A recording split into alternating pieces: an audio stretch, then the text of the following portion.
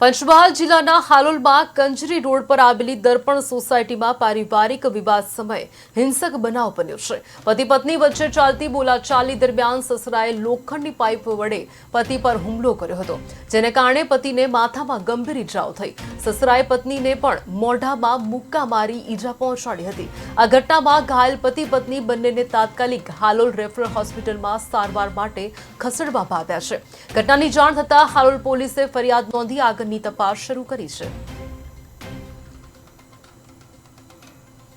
છોકરાનો છોકરો બી મોટી દંડો લઈને આવ્યો તો મારા ઘરવાળાને પગમાં મારવા લાગ્યા, બધા ભેગા થઈ અને લોખંડની પાઇપથી મારી અને પેલું પોતાની પાઇપથી મારીને માથામાં ગોળી નાખ્યું।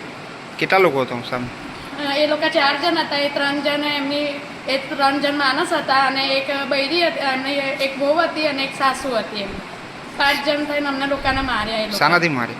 ત્યાં લોખંડની હરિયાથી માર્યા અને પછી લોખંડનો હરિયો અમે ખૂંચવી દીધો ને તો પેલું પોતાના પાઇપથી માર્યું અને પોતાની પાઇપ છે ને માથામાં ફોડી નાખી અને બહુ માર્યા અમને લોકોને। મારા છોકરાને બી માર્યો ને મેં વચ્ચે પડીને તો મને બી વાર પકડીને મને બી આ હાથમાં બી માર્યું। એ લોકોએ શું કરશો તમે?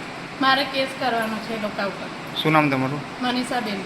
છોકરાનો છોકરો બી મોટી દંડો લઈને આવ્યો તો